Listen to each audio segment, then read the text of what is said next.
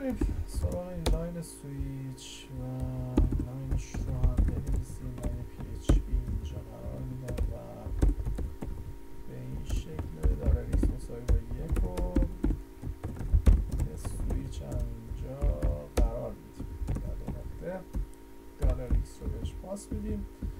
میتونیم اینجوری بنویسیم، این رو این شکلی در نظر بگیریم. بیایم دقیقا بیایم کیس در واقع مقدار 1 و این کنترل آلتر بزنیم که جمعشون بکنم و خب این رو دیگه خودتون میدونید یه اند 4 باشه میشه چی؟ اند سویچ به این شکل و بیاید دقیقا زیر اچوان اولی بیاید حالا مثلا اچوان شنبه یادت نره بریک رو بذاری و به این شکل بریم یه اجرا بگیریم ببینیم که شنبه رو داره برای ما چند.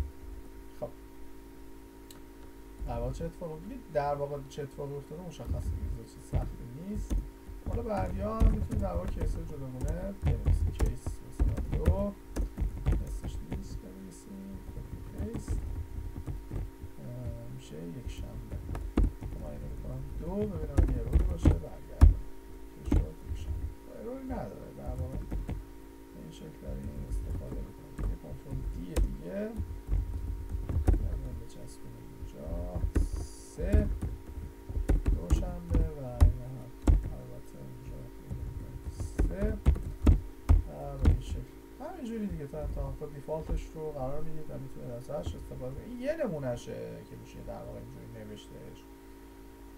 میتونیم یه جور دیگه بنویسیم. حالا شاید خیلی به مذاقشون خوش نیاد بگن که آقا ما اینو اینجا میبندیم کیسر خودمون وا میکنیم. اوکی کامنتون اینجا واسش بکنیم ما مشکلی نداریم.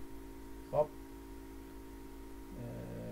یک کوچولو اشتباه کردم اونم ساش نشد بزنیم میبینید بازم داره کار میکنه. اوکی مشکلی نداره.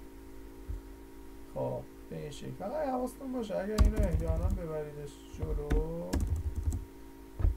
بذارید مثلا اینجاها میبینید سینتکس ارور میگیره. حواستون باشه اینا رو در واقع میتونی اینا رو ببری هم مرزش بکنی یا در واقع من یه خیلی ها میخوام مرتب بنویسم.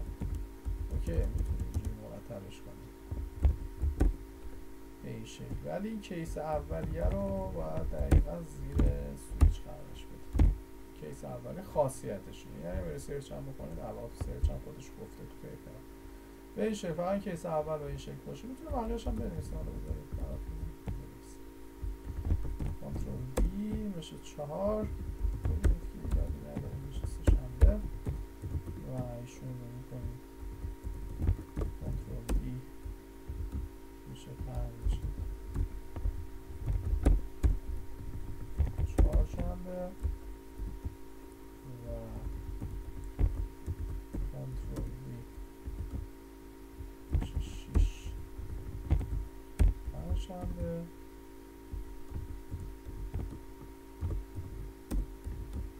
میشه 7 جمعه یه دونه PHP default یه کپی